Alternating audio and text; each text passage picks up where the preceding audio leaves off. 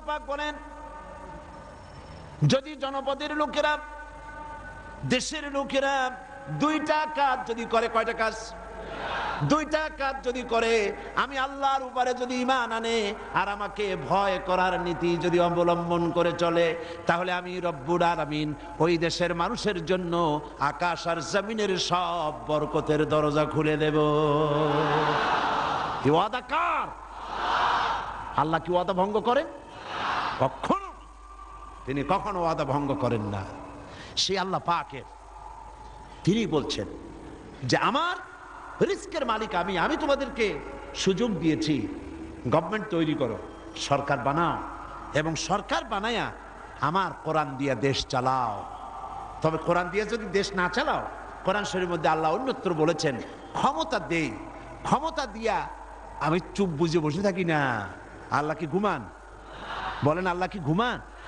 হযরত মুসা আলাইহিস সালাম একদিন আল্লাহরে বলেন, আল্লাহ তুমি নাকি ঘুমাও না? আল্লাহ পাক বলেন, অবশ্যই ঘুমাই না। তোমার বিশ্বাস হয় না? কয় আল্লাহ অবশ্যই বিশ্বাস হয়, তবে বুঝি না, আমার বুঝে আসে না। তো যখন তুমি বিশ্বাস করো, বুঝে যখন আসে না, তাহলে আমি বুঝাই দেব। বিশ্বাস না করলেই তো সর্বনাশ। বিশ্বাস না করলে কি সর্বনাশ। ইব্রাহিম আলাইহিস সালাম আল্লাহরে বলছিলেন, রব্বি আরিনি কাইফা তুহিয়াল মাউতা, আয় আল্লাহ তুমি মরারে জিন্দা বানাও কেমনে? আল্লাহ কয় আওয়ালাম তুমিন, বিশ্বাস করো না? হযরত ইব্রাহিম আলাইহিস সালাম বললেন বালা। তিনি নাম বলতে পারতেন, নাম মানে হ্যাঁ, আর বালা মানে, দুটো শব্দের অর্থ একরকম না। যদিও ব্যবহারিক পদ্ধতিতে বিভিন্ন জায়গায় দুটো একই অর্থে ব্যবহার হয়, কিন্তু আর্থিক দিক থেকে অর্থাৎ পারিভাষিক দিক থেকে দুটো অর্থে ব্যবহার হয়। হযরত ইব্রাহিম বলতে পারতেন বিশ্বাস করিয়া, নাম। তিনি নাম বললেন না। আল্লাহ বললেন আওয়ালাম তুমিন, বিশ্বাস করো না? জবাবে আমার জাতির পিতা, কে বললেন? আমার জাতির পিতা। চিল্লায় কোন কে? আমার জাতির পিতার নাম কি? আমার জাতির পিতা বললেন বালা। এর অর্থ কি? হয় নট। কেন নয়? অবশ্যই বিশ্বাস করি, ওয়ালাকিন লিয়াতমাইন্না কলবি। কিন্তু আল্লাহ আমি যদি দেখতে পারি তাহলে আমার মনটা একটু ঠান্ডা হয়। শোনা কথা দেখা, এর মধ্যে একটু পার্থক্য আছে তো। আল্লাহ কয় তাহলে আমি তোমার দেখাবো। বিশ্বাস যখন করছো আমি তোমার দেখাবো। মুসা আলাইহিস সালাম কয় আল্লাহ তুমি নাকি ঘুমাও না? কয় ঘুমাই তো না। তুমি বিশ্বাস করো না? কয় করি। বুঝি না। কয় তাহলে বুঝাই, এক গ্লাস পানি নিয়ে আসো। মুসা আলাইহিস সালাম এক গ্লাস পানি নিয়ে আসলেন। আল্লাহ কয় দাঁড়াই থাকো। গ্লাস একটা নিয়ে মুসা আলাইহিস সালাম দাঁড়ায় আছেন। আল্লাহ মুসারে হুকুম করলেন গ্লাস নিয়ে দাঁড়াও, আর ঘুমেরে কইলেন মুসারে ধর। ঘুম এসে মুসা আলাইহিস সালামের ধরছে। এখন হাত গেছে শিথিল হইয়া, হাতের থেকে গ্লাস পড়িয়া ভাঙ্গা টুকরা টুকরা হয়ে গেল। মুসা আলাইহিস সালাম ভয় পেয়ে গেলেন। আল্লাহ রাব্বুল আলামিন বলেন ভয়ের কোনো কারণ নাই, আমি তোমাকে পরীক্ষার জন্য, বোঝার জন্য, তুমি বুঝতে পারো নাই আমি কেন ঘুমাই না, সেই বোঝাবার জন্যই গ্লাস হাতে নিয়ে দাঁড়ায় থাকতে বলছিলাম। তুমি মুসা একটা গ্লাস পানি নিয়ে কিছু সময়ের জন্য দাঁড়াতে পারলে না, ঘুম তোমাকে হাত শিথিল করে দিল, গ্লাস ভেঙে চুরের চুরমার হয়ে গেল। আর ওই তামাম বিশাল আকাশ, এই সোলার সিস্টেম, এই পৃথিবীতে আকাশে জমিনে গ্রহ নক্ষত্র সৌররাজি নবমণ্ডল ভূমণ্ডল কুল কায়নাত পুরা সৃষ্টি আমার হাতের মুঠার ভিতরে রয়েছে। গোটা পৃথিবীর সব কিছুর ট্রাফিক আমি আল্লাহ কন্ট্রোল করি। আমি যদি ঘুমায় যাই আকাশ আর জমিনের কোনো সিস্টেম আর বাকি থাকবে না। কোরআন শরীফের ভিতরে আল্লাহ রাব্বুল আলামিন সাফ করে বলেছেন লা তাখুযুহু সিনাতু ওয়ালা নাওম। পড়েন লা তাখুযুহু সিনাতু ওয়ালা নাওম। আল্লাহর ঘুমও নাই, তন্দ্রাও নাই। সুবহানাল্লাহ। ঘুমও নাই, তন্দ্রা বোঝেন তো? জিমানি। আল্লাহ জিমায়ও না, আল্লাহর কোনো ক্লান্তি নাই। সুবহানাল্লাহ। সে আল্লাহ রাব্বুল আলামিন, তিনি বলছেন ক্ষমতা দিয়া ঘুমাই না, লিনানজুরা কাইফা তা'মালুন। ক্ষমতা দিয়ে লিনানজুরা কাইফা তা'মালুন, তাকায়া থাকি তুমি তোমার জনগণের সাথে কি আচরণ করো। জনগণের ভাগ্য বদলাও না দলের ভাগ্য বদলাও, তাকাইয়া দেখি। সেই আল্লাহ পাক আগের মতো আছেন না উল্টো পাল্টা হয়ে গেছে? আছে কিনা? আয়াতুল কুরসির ভিতরে আমরা পড়ে থাকি আল্লাহু লা ইলাহা ইল্লা হুয়াল হাইয়ুল কাইয়্যুম। আল্লাহ ছাড়া কোনো ইলাহ নাই, তিনি চিরজাগ্রত, তিনি চিরঞ্জীব। যেমন ছিলেন তেমন আছেন, তেমন সুবহানাল্লাহ। এখন আল্লাহ পাক কি বলছেন? উদখুলু ফিস সিলমে কাফা। যারা ঈমান আনছো, আমরা ঈমান আনছি কিনা? আচ্ছা, আমি একটু ঈমানদারদের সংখ্যাটা দেখি, কতজন ঈমান আনছি। আলহামদুলিল্লাহ। হাত নামান, হাত নামান, হাত নামান। আমরা সবাই ঈমানদার, আমরা সবাই কি? তো ঈমানদারদেরকে আল্লাহ পাক বলছেন উদখুলু ফিস সিলমে, পরিপূর্ণরূপে দাখিল হয়ে যাও। কিসের মধ্যে? সিলমের মধ্যে। আত্মসমর্পণ করো, সারেন্ডার্ড হয়ে যাও। আমাদের জাতির পিতা হযরত ইব্রাহিম আলাইহিস সালামকে আল্লাহ রাব্বুল আলামিন অর্ডার করলেন আসলিম, সারেন্ডার করো। আসলিম, সারেন্ডার করো। কাকে বললেন? জাতির পিতাকে। কাকে বললেন? জাতির পিতা হওয়া এত সোজা নয়। গোটা মুসলিম মিল্লাতের পিতা, তাকে পরীক্ষা দিতে হয়, ইমানের পরীক্ষা, হাবিজাবি ফালতুর পরীক্ষা না। কিসের পরীক্ষা? ইমানের পরীক্ষা, আগুনের পরীক্ষা। নিজের কলিজার টুকরা সন্তান আল্লাহকে খুশি করার জন্য জবাব করার পরীক্ষা। এরপরে জাতির পিতা হওয়া যায়। মানুষের উপরে জাতির পিতা চাপাই দিলে জাতির পিতা হয় না। জাতির পিতা আল্লাহ বানান। কে বানায়? চিল্লায় কও, কে বানায়? ওই আল্লাহ পাক বলছেন, আমি ইব্রাহিম আলাইহিস সালামকে বললাম আসলিম, সারেন্ডার করো, মাথা নত করো, আত্মসমর্পণ করো। আমার জাতির পিতা ইব্রাহিম আলাইহিস সালাম একটা প্রশ্ন তুললেন না যে আল্লাহ কোন কোন ব্যাপারে আমি আত্মসমর্পণ করব, কোন কোন ব্যাপারে আমি সারেন্ডার করব, কোনো প্রশ্ন নাই। আমার রব তিনি বলেছেন আসলিম। আমার জাতির পিতা এক সেকেন্ড দেরি না করে সঙ্গে সঙ্গে বলেছেন আসলামতু লিরাব্বিল আলামিন। পড়েন আসলামতু লিরাব্বিল আলামিন। সারেন্ডার্ড হয়ে গেলাম, আনকন্ডিশন, কোন শর্ত ছাড়াই, বিনা শর্তে, বিনা প্রশ্নে আমার রবের সামনে আমি আমার মাথা নত করে দিলাম। সুবহানাল্লাহ। আল্লাহ তারে গোটা বিশ্বের নেতা বানাবেন, গোটা বিশ্বের কিয়ামত পর্যন্ত মুসলমানদের জাতির পিতা বানাবেন। সেই জন্য আল্লাহ পরীক্ষা নিতে চাইলেন, জাতির পিতা তোমারে বানাবো, তবে তোমার ইমানটা কেমন তা একটু টেস্ট করা দরকার। আল্লাহ টেস্ট করলেন, ফালাই দিলেন আগুনের মধ্যে। আগুনের ভিতরে ফালানো হচ্ছে। হযরত জিবরাইল বলছেন ইব্রাহিম আমার কাছে সাহায্য চাও, আমি আগুন থেকে তোমারে বাঁচায় দেব, আমার কাছে সাহায্য চাও। চতুর্দিকে লোকেরা দাঁড়ায় দেখতেছে আগুনের ভিতরে এখনই পড়ে যাবেন।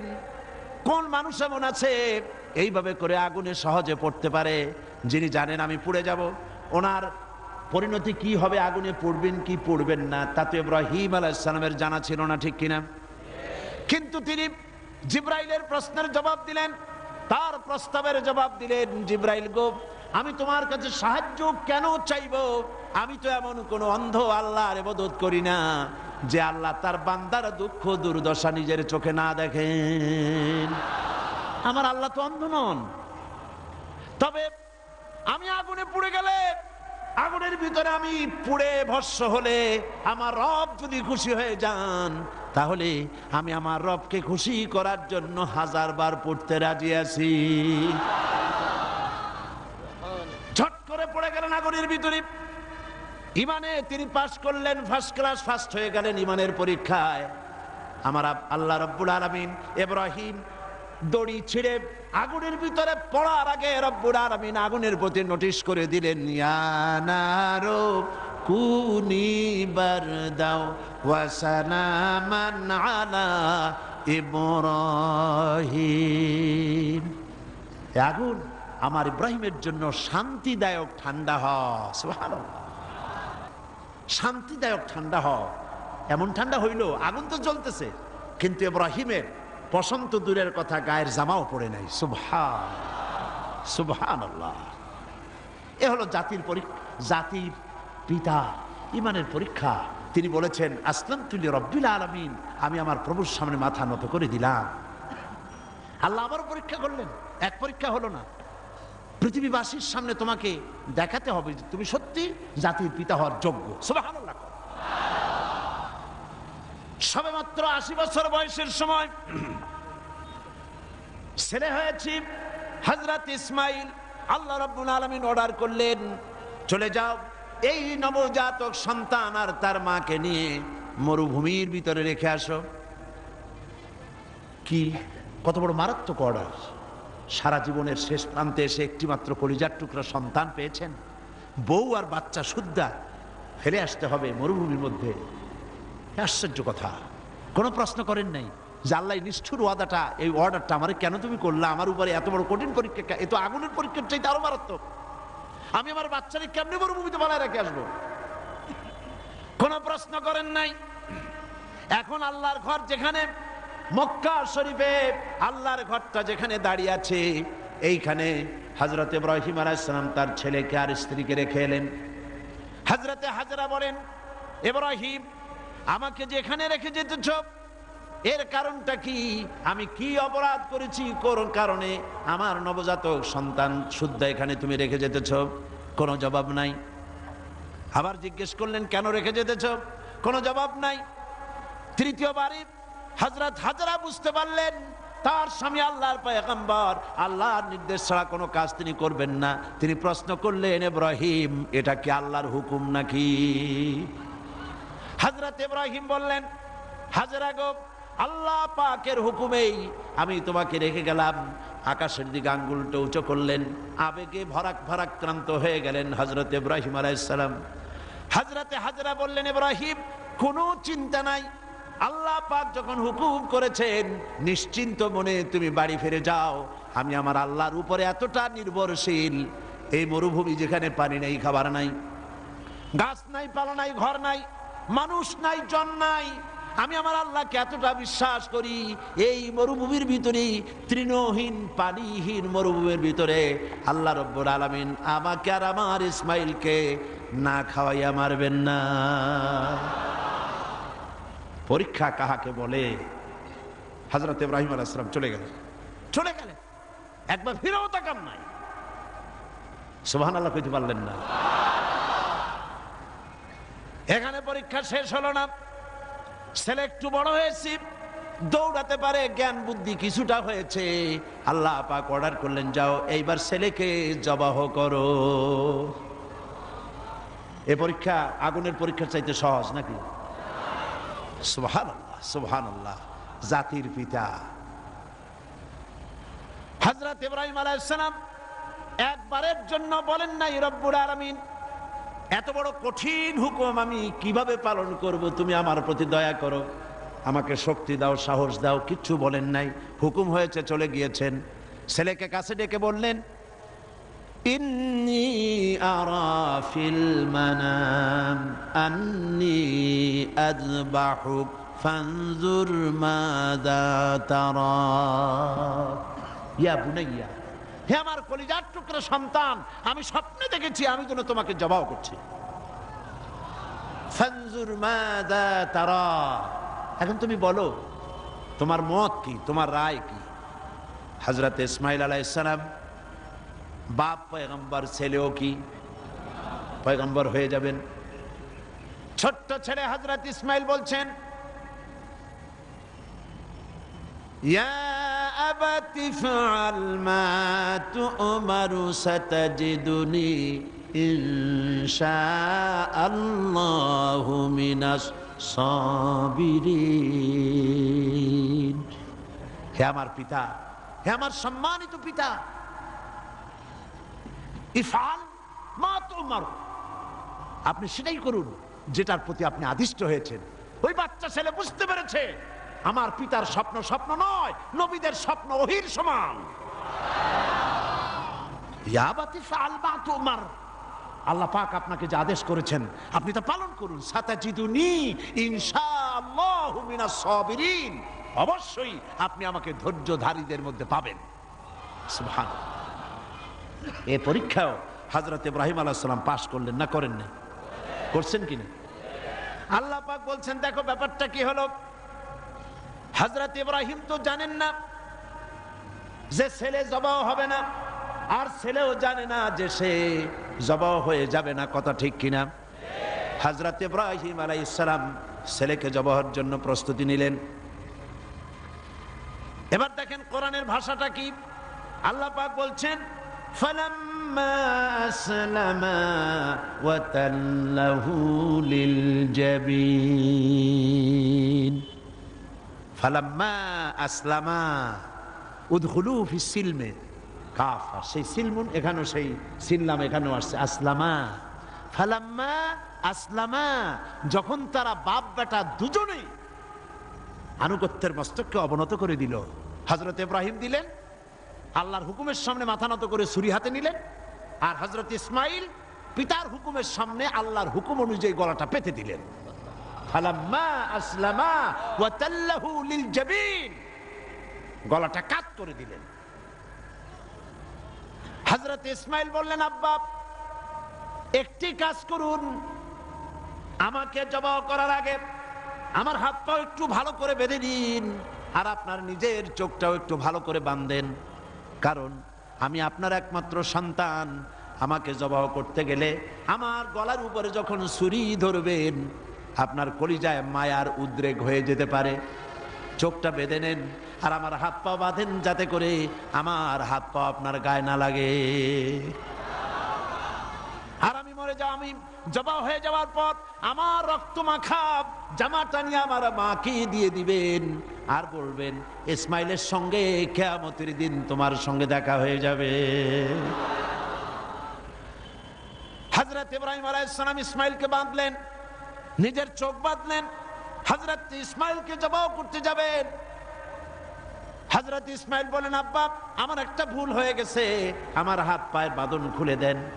হযরত ইব্রাহিম বাঁধন খুলে দিলেন, আর জিজ্ঞেস করলেন বাঁধতে বললে আবার খুলতে বললে কেন? হযরত ইসমাইল বললেন বাঁধার পরে আমার মনের মধ্যে একটা চিন্তা জাগলো, হাত পা বন্ধন অবস্থায় যদি আমারে জবাহ করা হয় তাহলে না জানি কিয়ামতের ময়দানে এমন প্রশ্ন উঠতে পারে যে ইসমাইল আল্লাহর হুকুমে রাজি ছিল না বলে তার বাবা তার হাত পা বেঁধে জবাহ করেছিল। এই প্রশ্ন যাতে না উঠতে পারে হাত পা ছেড়ে দেন, আমি ধৈর্য ধারণ করব, নড়ব না। সুবহানাল্লাহ। হযরত ইব্রাহিম আলাইহিস সালামকে আল্লাহ পাক এই পরীক্ষায় পাশ করায় দিলেন। তিনি পরীক্ষায় পাশ করলেন। আল্লাহ রাব্বুল আলামিন এবার আমার জাতির পিতাকে ডাকতেছেন, ওয়া নাদাইনাহু আইয়া ইব্রাহিম قد صدقت الرؤيا إنا كذلك نجزي المحسنين وناديناه أن يا إبراهيم। আমি ইব্রাহিমকে ডেকে বললাম, ইব্রাহিম قد صدقت الرؤيا, তুমি তোমার স্বপ্নকে বাস্তবে রূপ দিয়েছো। সুবহানাল্লাহ, স্বপ্নকে বাস্তবে রূপ দিয়েছো। ইন্না কাযালিকা নাজজিল মুহসিনিন, এইভাবে মুহসিনিনদেরকে আমি পুরস্কৃত করে থাকি দুনিয়া এবং আখিরাতে। হযরত ইব্রাহিমের নাম যতদিন পর্যন্ত সূর্য পূর্ব দিগন্ত থেকে উদিত হবে আর পশ্চিম দিগন্তে অস্তমিত হওয়ার এই ধারা যতদিন প্রবাহিত থাকবে, যতদিন এই পরিক্রমা জারি থাকবে, ততদিন পর্যন্ত পৃথিবীর জাতি ধর্ম দল মত নির্বিশেষে সকল মানুষের মুখে উচ্চারিত হবে ইব্রাহিম আলাইহিস সালাম, সালামুন আলা ইব্রাহিম। সুবহানাল্লাহ। কারণটা হচ্ছে আল্লাহ পাক বলেছিলেন আসলিম, ইব্রাহিম আলাইহিস সালাম বলেন আসলামতু লিরাব্বিল আলামিন, আমি আমার প্রভুর সামনে আমার মাথাকে নত করে দিলাম। এটাই মুসলমানের কাজ, মুসলমানকে আল্লাহ পাক শেখাচ্ছেন। قل إن صلاتي ونسكي ومحياي ومماتي لله رب العالمين। পড়েন আমার সাথে, قل إن সলাতি ওয়া নুসুকি ওয়া মাহইয়ায়া ওয়া মামাতি লিল্লাহি রাব্বিল আলামিন। আল্লাহ পাক বলেন, বলো। কাদেরকে বলতেছেন? আমাদেরকে। কাদেরকে? বলো বলো। ইন্না সলাতি, নিশ্চয়ই আমার নামাজ, ওয়া নুসুকি, আমার কুরবানি, ওয়া মাহইয়ায়া, আমার বেঁচে থাকা, ওয়া মামাতি, আর আমার মরে যাওয়া, কার জন্য? লিল্লাহি রাব্বিল আলামিন। সব কিছু পরওয়ারদিগার, তামাম বিশ্বের, তামাম জাহানের পালনেওয়ালা রব, তার জন্য আমার বেঁচে থাকা, আমার মরে যাওয়া, আমার নামাজ, আমার কুরবানি, সব কার জন্য? চিল্লায় কোন কার জন্য? আল্লাহ পাকের জন্য। এই কথাই আল্লাহ পাক বলছেন, উদখুলু ফিস সিলমি কাফা, পরিপূর্ণরূপে ইসলামের মধ্যে দাখিল হয়ে যাও। একটু আধটু না। রাজনীতিতে তুমি রাজনীতিতে যাবা আমেরিকার দিকে, গণতন্ত্রের দিক থেকে যাবা আমেরিকার দিকে, রাজনীতির দিক থেকে যাবে তুমি ব্রিটিশের দিকে, সংস্কৃতির দিক থেকে যাবা তুমি শান্তিনিকেতন, তুমি যাবা দিল্লি, গয়া, কাশী। এর নাম মুসলমান না, এগুলোর নাম মুনাফিক। এগুলোর নাম কি? যারা বলেন নাম কি? তোমাকে যেতে হবে মক্কা মদিনা হতে হবে। কোন পন্থী? মক্কা মদিনা পন্থী হতে হবে। উদখুলু ফিস সিলমি কাফা, পরিপূর্ণরূপে ইসলামের মধ্যে দাখিল হয়ে যাও। অল্প একটু আধটু দাখিল হলে চলবে না। সুতরাং ধর্ম নিরপেক্ষ হওয়ার কোনো সুযোগ ইসলামে নাই। আছে? আচ্ছা, আপনারা আমাকে বলেন, দুনিয়ায় কোন নবী ধর্ম নিরপেক্ষ ছিলেন? বলেন একজন নবীর নাম কোন? একজন নবীর নাম এই বিশাল জনসমুদ্রের কাছে আমি জানতে চাই। একজন নবীর নাম বলুন যিনি ধর্ম নিরপেক্ষ ছিলেন। জি নাই। একজন সাহাবীর নাম বলতে পারবেন? তামাম পৃথিবীর সমস্ত আলেম, উলামা, পীর, বুজুর্গ, মুহাদ্দিসিন, মুফাসসিরিন, মুহাক্কিকিন সব একমত, ধর্ম নিরপেক্ষ মতবাদ একটি কুফরি মতবাদ। এই মতবাদ আল্লাহর নয়, এটা শয়তানের তৈরি। এটা কার তৈরি? আর ইসলামটা কার? আল্লাহর। ধর্ম নিরপেক্ষতা কার? ধর্মের ব্যাপারে নিরপেক্ষ আপনি হতে পারেন না। নিরপেক্ষতাও একটা পক্ষ, নিরপেক্ষতাও একটা পক্ষ। ওরা সরাসরি বলে না, সাহস নাই সেই জন্য বলে না। কি বলে না? ঠিক তো আন্দাজে কইলেন, আগে না শুনবেন। সরাসরি বলে না, কারণ এদেশে মুসলমান বেশি, সেই জন্য সরাসরি বলে না আল্লাহ নাই। ওইটা বলতে পারে না। বলে যে আল্লাহ আছে, তবে তাদের জায়গাটা একটু সীমাবদ্ধ। কোথায়? এই জাতীয় মসজিদ বাইতুল মুকাররম, তাও তার পাশে যে ফাউন্ডেশন আছে ও দূর আর যাবে না। বাইতুল মুকাররম মসজিদ, অন্যান্য মসজিদগুলি, মসজিদ, খানকা, মাদ্রাসা, এতিমখানা, এর মধ্যে আল্লাহ এবং রসুলকে রাখা হয়েছে। আর বাকি আমার জীবনের বিস্তীর্ণ অঙ্গনে অর্থনীতি, সমাজনীতি, রাজনীতি, স্বরাষ্ট্রনীতি, পররাষ্ট্রনীতি, আমার সেক্রেটারিয়েট, আমার ক্যান্টনমেন্ট, আমার পার্লামেন্ট, এসব জায়গাগুলি আল্লাহর উপরে 144 করা হয়েছে। রসুলের প্রতি 144 চালু করা হয়েছে।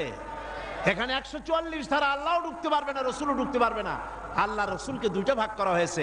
আমার নামাজ, রোজা, হজ, যাকাত আল্লাহর কথা মতো, আর আমার অর্থনীতি, সমাজনীতি, রাজনীতি এগুলি হবে আমার নিজের চিন্তা মতো।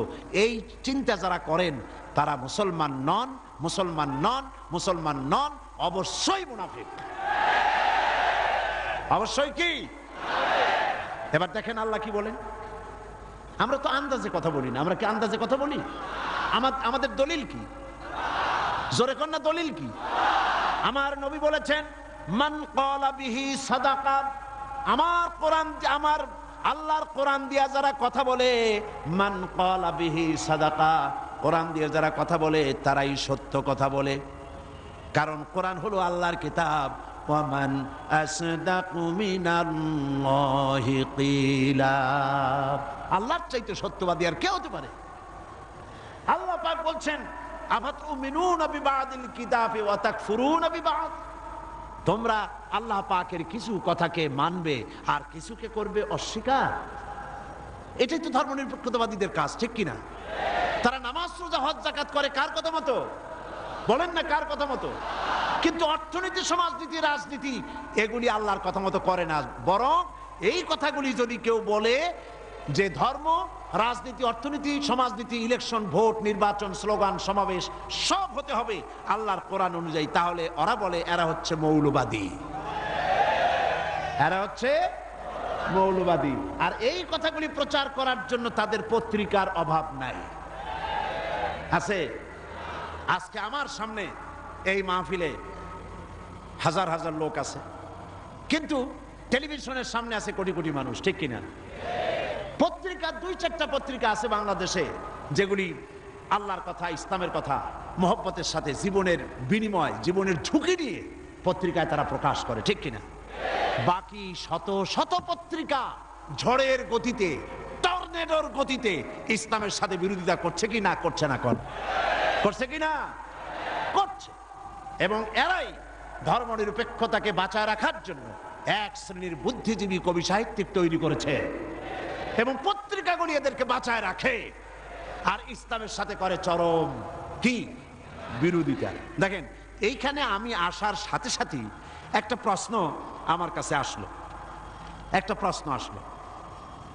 প্রশ্নটা হচ্ছে, সে লোক বলেছে যে ওয়াজ মাহফিলের আমাদের সমাজে এক শ্রেণীর লোক আছে যারা এই বলে জনগণকে বিভ্রান্ত করছে যে সাইদি সাহেব এবং অন্যান্য বিখ্যাত আলেমগণ ওয়াজ মাহফিলের মাধ্যমে প্রচুর অর্থ উপার্জন করছে। এই সকল লোকদের প্রশ্ন হলো, আলেমগণ নবী ওনার নাজিলকৃত কোরআনের আলোচনার বিনিময়ে কোনো অর্থ উপার্জন করছেন কেন? এই প্রশ্নটির সৃষ্টি হয়েছে কদিন আগে একটি পত্রিকা, ভারতের টাকায় পরিচালিত, আমি নাম বলবো না। আমি তখন কুমিল্লা মাহফিল করতেছি। তারা লিখেছে 3 রাত্র তিনি সেখানে বক্তৃতা করবেন, সন্ধ্যা থেকে ফজর পর্যন্ত ওয়াজ ফরমাইবেন। আমি তো জীবনেও সন্ধ্যা থেকে ফজর পর্যন্ত ওয়াজ ফরমাই নেই কোথাও। তারপরে প্রতিদিন 25,001 টাকা করে নেবেন, 3 রাত্রে 75,003 টাকা তিনি সেখান থেকে গ্রহণ করবেন। পত্রিকায় এসেছে। পরের দিন সেই কমিটি মাহফিলে দাঁড়াইয়া এর প্রতিবাদ করলো, ঘৃণা জানালো যে কোনোদিন আমরা ওনাকে ধরনের পয়সা করি দেই নেই। জিন্দিগিতে মানুষের সঙ্গে কন্ট্যাক্ট করে, চুক্তি করে আমি সাইদি টাকা নিয়েছি, এর প্রমাণ কোন মায়ের সন্তান, বাংলাদেশ তো দূরের কথা, তামাম পৃথিবীতে কেউ দিতে পারবে না। পত্রিকাগুলি এগুলি ছেপে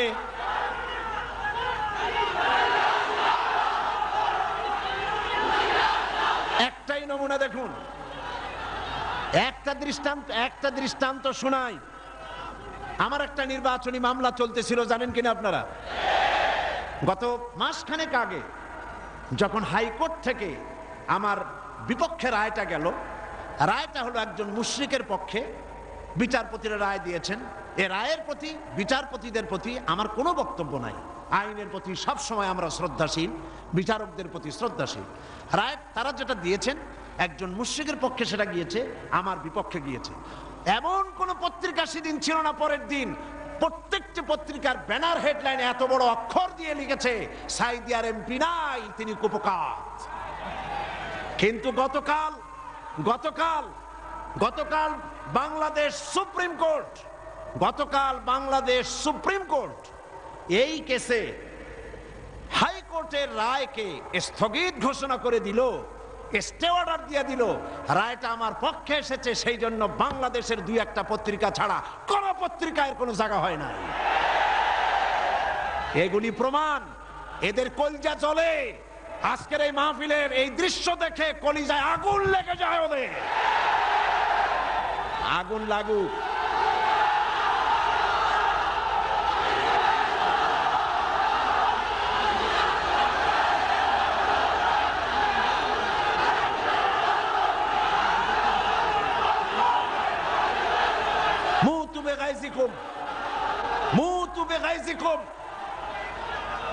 এরা জ্বলতে থাকবে, আর আমার আল্লাহর ফরমান শুনুন। কার ফরমান? ইউরিদুনা লিইউতফিউ নূরাল্লাহি বিআফওয়াহিহিম ওয়াল্লাহু মুতিম্মু নূরিহি ওয়ালাউ কারিহাল কাফিরুন।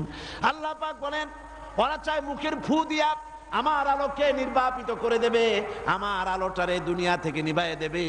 আল্লাহ পাক বলেন, ওদের মনের মধ্যে যত জ্বালা পোড়া হোক না কেন, আমার দিনকে আমি, আমার দিনের আলোকে আমি প্রজ্বলিত করে রাখবো।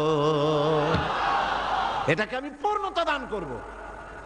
ওদের কলজে যত পুড়ুক, জ্বলতে থাকো, পুড়তে থাকো। তোমাদের চোখের সামনেই এই বাংলাদেশের একদিন আসবে যেদিন তোমাদের নাকের ডগার উপর দিয়ে কালেমার পতাকা করে উঠবে ইনশাআল্লাহ। বলেন ইনশাআল্লাহ, বলেন ইনশাআল্লাহ। এবার বিশ্বকবি কি বলেন শোনেন। বিশ্বকবি আল্লামা ইকবাল বলেন, সতীজা কর রহা হ্যায় अज़ल से ताइम रोज, सतीजा कर रहा है अज़ल से ताइम रोज, चरागे मुस्तफावी से शरारे बुलहबीस। সে আবামান কাল থেকে শুরু করে পর্যন্ত নমরুদ, ফেরাউন, হামান, সাদ্দাত, আবু জাহেলের গোষ্ঠীরা নবুয়তের চারাগকে নিভায়ে ফেলতে চেয়েছে, কিন্তু তাদের হাজারো প্রচেষ্টা সত্ত্বে চারাগে মুস্তফাবি রাসূল করিম সাল্লাল্লাহু আলাইহি ওয়াসাল্লামের জ্বালানো চারাগটা টিম টিম করে জ্বলতে রয়েছে। টর্নেডো, গর্কি এবং ঝড়ো হাওয়ার মোকাবেলা করে জ্বলতে থাকবে ইলা ইয়াউমিল কিয়ামা। কেউ ঠেকাতে পারবে না। পারবে কেউ ঠেকাতে? কেউ ঠেকাতে পারবে না। সুতরাং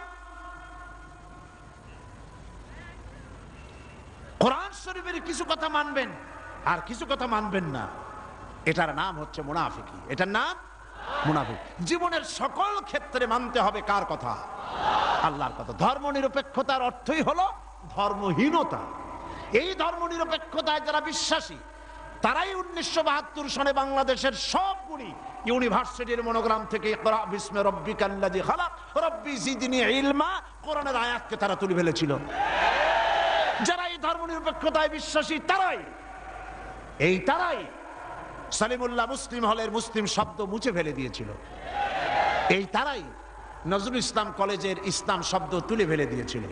এই তারাই নিজেদের দলের নামের ভেতর থেকে মুসলিম শব্দটি একটি বিশেষ ধর্মীয় গোষ্ঠীর ভোট পাওয়ার জন্য নিজের দলের নাম থেকে মুসলিম শব্দ বিসর্জন দিতে কুণ্ঠাবোধ করে না। সুতরাং ধর্মনিরপেক্ষ মতবাদ শয়তানের আবিষ্কার। কার আবিষ্কার? ওরা দুইটা আয়াত পেয়েছে কোরআন শরীফ থেকে, দুইটা আয়াত। ওরা বলে ধর্মনিরপেক্ষতাবাদের কথা তো কোরআন শরীফই আছে আর বুখারী শরীফও আছে। কোথায় আছে? কয় যে বুখারী শরীফে আছে লাকুম দীনুকুম ওয়ালিয়া দীন। নাউযুবিল্লাহ। আল্লাহর কোরআনের আয়াত নিয়ে ঢুকাইছে কিসের মধ্যে? বুখারীর মধ্যে। লাকুম দীনুকুম ওয়ালিয়া দীন মানে কি? লাকুম দীনুকুম ওয়ালিয়া দীন অর্থ তারা করেছে যে যার ধর্ম তার কাছে। এটা ধর্মনিরপেক্ষবাদের কথা। তোমরা বাঙ্গালকে হাইকোর্ট দেখাতে চেষ্টা করো। কোরআন পড়তে জানো? লাকুম দীনুকুম বানান করে কেমনে তা জানো? এটা নাজিল হয়েছে কোন প্রেক্ষাপটে তা কি জানো? সুতরাং যা জানো না সে বিষয়ে কথা বলতে এসো না। আমি যদি মেডিকেল সায়েন্স না জানি, আমি যদি চিকিৎসা বিজ্ঞান না জানি, আমি যদি ওষুধপত্রের খোঁজ খবর না রাখি, তাহলে কোনো ডাক্তারের প্রেসক্রিপশনের উপরে কথা বলা আমার ধৃষ্টতা। ঠিক কিনা? যে বিষয় আমি জানি না, অর্থনীতি যদি আমি না বুঝি, তো কোনো অর্থনীতিবিদের বক্তব্যের উপরে আন্দাজে কোনো কথা মারিয়ে দেওয়া, মাথা দিয়ে ঠেলা আমার জন্য ঠিক নয়। তো তুমি ধর্ম জানো না, তুমি কোরআন জিন্দেগিতে পড়ো নাই, কোরআন বানান করে কেমনে তাও জানো না, সূরা ফাতিহাও শুদ্ধ করে পড়তে পারো না, লাকুম দীনুকুম শুনাই দিলে মানুষেরে। আর সাধারণ মানুষ মনে করলো মাশাআল্লাহ আমাদের নেতা নেত্রী তো বুখারীও পড়ে দেখা যায়। লাকুম দীনুকুম ওয়ালিয়া দীন প্রেক্ষাপট কি? কাফেরেরা বলেছিলেন হে রাসূল, কাফেরেরা বলছে কুরাইশ নেতৃবৃন্দ, হে রাসূল, হে মুহাম্মদ সাল্লাল্লাহু আলাইহি ওয়াসাল্লাম, আসো ধর্ম আমরা 50-50 করে ভাগাভাগি করে নিই। এইরকমের করে ঝগড়া ভাগড়া করা কোনো লাভ নাই, আসো আমরা 50-50 করি। বলে কিরকম? বলে কিছুদিন আমরা মসজিদে ঢুকে তোমার আল্লাহরে দুই একটা সেজদা দেব, আর তুমি কিছুদিন আমাদের মূর্তিগুলোর সামনে এসে একটু প্রণাম দিয়ে যাইও। ধর্ম ভাগাভাগি করে নি। এই সময় আল্লাহ পাক এই আয়াত নাজিল করলেন। এই সূরার নাম কি? আল্লাহ রাব্বুল আলামিন ওহী নাজিল করে দিলেন, কুল ইয়া আইয়ুহাল কাফিরুন লা আ'বুদু মা তা'বুদুন। হে কাফের বলো, হে নবী বলুন, হে কাফেরেরা, আমরা যার ইবাদত করি তোমরা তার ইবাদত করো না, তোমরা যার ইবাদত করো আমরা তার ইবাদত করি না। সুতরাং লাকুম দীনুকুম ওয়ালিয়া দীন। তোমরা তোমাদের দিন নিয়ে থাকো, আমরা আমাদের দিন নিয়ে থাকি। এটা তো নিরপেক্ষতার কথা নয়, এটা তো পক্ষের কথা। তোমরা তোমাদের ধর্মের পক্ষে থাকো, আমরা আমাদের ধর্মের পক্ষে থাকি। এইটারে তারা বানাইছে নিরপেক্ষর আয়াত। নাউযুবিল্লাহ। কোন শয়তান এদের শিখাইছে আল্লাহই জানে। এরপরে আরেকটা আয়াত তারা বেছে নিয়েছে, সেটা হচ্ছে লা ইকরাহা ফিদ্দীন। ধর্মের মধ্যে বাড়াবাড়ি নাই। নামাজও পড়ে না জীবনে, ওদের সে লোকই বক্তৃতা করে কোরআনের আয়াত দিয়া। লা ইকরাহা ফিদ্দীন, সুবিধাবাদ জিন্দাবাদ। লা ইকরাহা ফিদ্দীন মানে কি? ধর্মের ব্যাপারে বাড়াবাড়ি নাই। সেটা কি? সেটার অর্থ হচ্ছে প্রলোভন দিয়ে, ভয় দিয়ে, অথবা পয়সা কড়ি দিয়ে, অথবা চাপ সৃষ্টি করে কোন ক্রমে অন্য কোন ধর্মের লোককে মুসলমান বানানো যাবে না।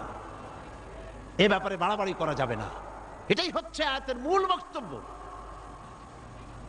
লা ইকরাহা ফিদ্দীন, ধর্মের ব্যাপারে বাড়াবাড়ি করা যাবে না, সুতরাং তুমি নামাজ পড়ো, রোজা করো, এটারে আর অর্থনীতি সমাজনীতিতে আইনো না। এটা হলো তাদের বক্তব্য। নাউযুবিল্লাহি মিন যালিক।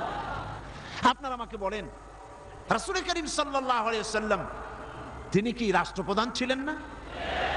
আমি বুঝি না মানুষের মাথার মধ্যে এই চিন্তাগুলি কেন আসে না। রাসূল সাল্লাল্লাহু আলাইহি ওয়াসাল্লাম একটা রাষ্ট্র পরিচালনা করেছিলেন। তিনি কি রাজনীতি ছাড়াই রাষ্ট্র পরিচালনা করছিলেন? বলেন আপনারা। তিনি যে রাষ্ট্রের প্রধান ছিলেন, সেটার পরিধি ছিল 12.5 লক্ষ বর্গ মাইল। রাসূলুল্লাহ নবীদের মধ্যে একাই রাজনীতি করেছেন, আর কেউ করে নাই। এমনটি হয়েছে। এই কোরআন শরীফে আর কারো নাম আপনারা জানেন যিনি রাজনীতি করেছিলেন, যিনি রাষ্ট্র চালিয়েছিলেন?